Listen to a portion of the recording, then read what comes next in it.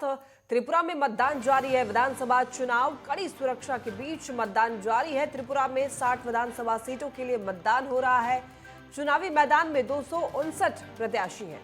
EVM में कैद होगी प्रत्याशियों की किस्मत। 60 विधानसभा सीटों पर मतदान हो रहा है।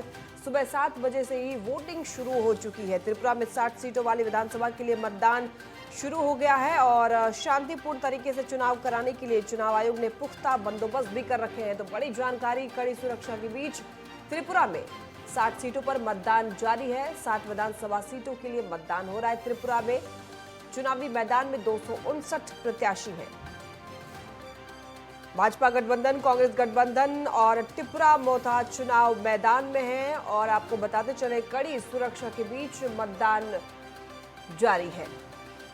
त्रिपुरा से खबर, त्रिपुरा में विधानसभा चुनाव के लिए मतदान शुरू हो चुके हैं। सुबह 7 बजे से ही मतदान शुरू हो चुके हैं। वोटिंग के लिए लंबी कतारें लगनी शुरू हो चुकी है। तो बड़ी जानकारी त्रिपुरा से आपको बता रहे हैं। ईवीएम में प्रत्याशियों की किस्मत कैद होगी।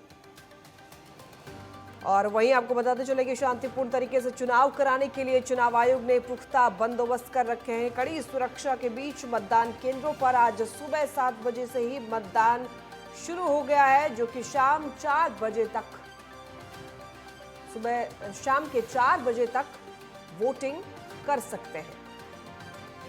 और आपको बता दें कि चुनाव में मुख्य रूप से भाजपा, आईपीएफटी गठबंधन, माकपा, कांग्रेस गठबंधन और पूर्वोत्तर राज्य के पूर्व शाही परिवार के वंशज द्वारा गठित एक क्षेत्रीय पार्टी त्रिपुरा मोथा है। तो वो वोटों की गिनती 2 मार्च को होगी। आज वोटिंग हो रही है। सुबह 7 बजे से ही वोटिंग शुरू हो चुकी है। शाम 4 बजे तक वोटिंग कर सकेगी जनता। कड़ी सुरक्षा के बीच मतदान जारी है। ईवीएम में प्रत्याशियों की किस्मत कैद होगी। 60 विधानसभा सीटों के लिए त्रिपुरा में मतदान जारी है। सुबह 7 बजे से ही वोटिंग की जा रही है। लंबी कतारें लगनी शुरू हो चुकी है वोटिंग के लिए और ये जो लंबी कतारें हैं वो ये दर्शाती है कि जनता कितनी जागरूक है। लोकतंत्र के इस पर्व को मनाने के लिए सुबह ठंड में भी जनता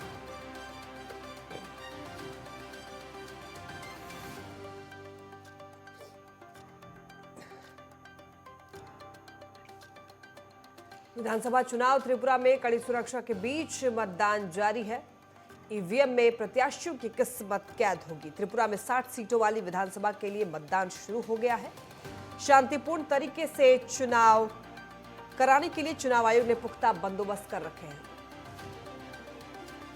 ज्यादा जानकारी के लिए वरिष्ठ संवाददाता राजकुमार चौधरी हमारे साथ जुड़ गए हैं। राजकुमार, आज त्रिपुरा में 60 सीटों पर विधानसभा चुनाव के लिए मतदान जारी है और किस तरीके से वहां पर क्या माहौल है ये बताएं।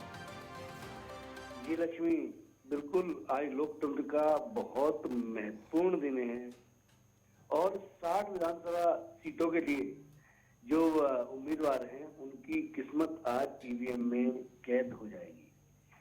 लेकिन जनता जो है जनार्दन है और जो उत्साह जनता के बीच दिख रहा है, शाम को क्या परसेंटेज होगा ये तो फिर देखना बड़ा दिलचस्प होगा। ये तो क्योंकि अभी भविष्य के गर्भ में छिपा हुआ है।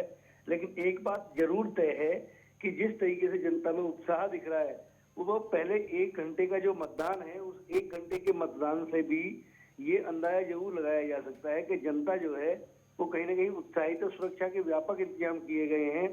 60 विधानसभा सीटों पर में से तकरीबन 10 विधानसभा सीटें ऐसी हैं जो अति संवेदनशील घोषित की गई हैं।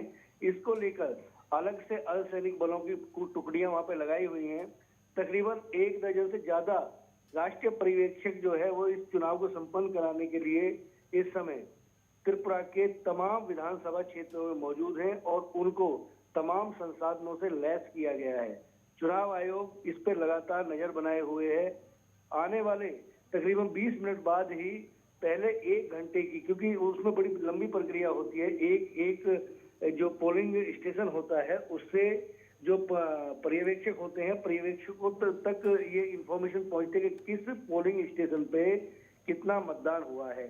उसके बाद फिर ये प्रदेश जो मुख्यालय है, जो प्रदेश के जो सबसे जो मुख्य निर्वाचन अधिकारी हैं उनके द्वारा आधिकारिक तौर पर इसकी जानकारी दी जाती है।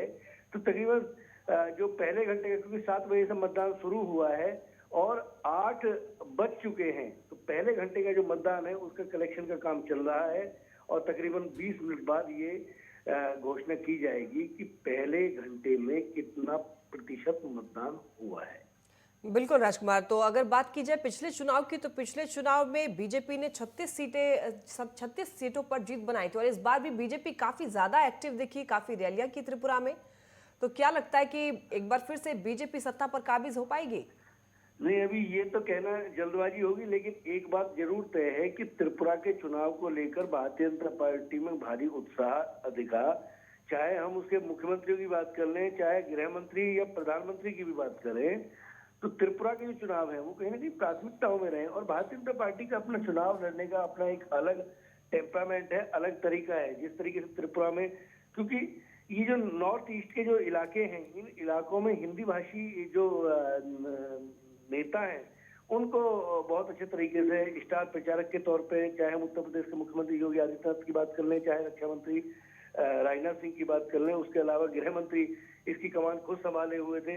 त्रिपुरा के प्रभारी जो गौतम बुद्ध नगर के जो सांसद हैं डॉक्टर महेश शर्मा, वो लगातार वहाँ पे बने रहे और पर्यवेक्षकों के साथ साथ जो प्रभारी थे उन प्रभारियों से भी तमाम तरह की जानकारी ली जाती रही और एक एक टिकट को, एक एक जो विधानसभा सीट है उस पर जो उम्मीदवार घोषित किए गए हैं वो कहीं ना कहीं पार्टी ने अपने जिताऊ उम्मीदवार के तौर पर घोषित किए हैं। लेकिन देखना दिलचस्प होगा कि परिणाम क्या निकलते हैं। बिल्कुल राजकुमार, तो वहीं अगर बात की जाए चुनावी एजेंडों की, तो इस बार कौन कौन से एजेंडे अहम रहने वाले हैं? भारतीय जनता पार्टी का बिल्कुल एक जो सबसे बड़ा एजेंडा है वो कहीं ना कहीं आंतरिक सुरक्षा से जुड़ा हुआ मसला रहता है।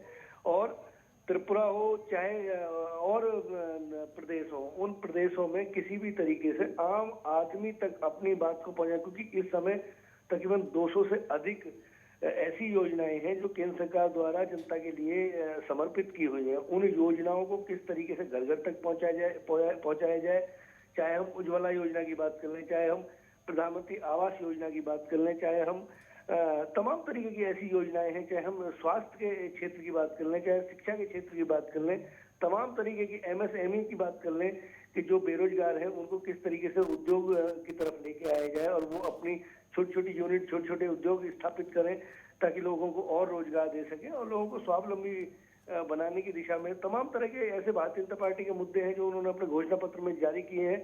लेकिन सबसे अहम मुद्दा जो माना जाता है वो कहीं ना कहीं आंतरिक सुरक्षा को देके माना जाता है, क्योंकि अगर व्यक्ति सुरक्षित नहीं रहेगा तो उसे कहीं ना कहीं उसकी गारंटी एक भरोसा कहीं ना कहीं देने की आवश्यकता होती है।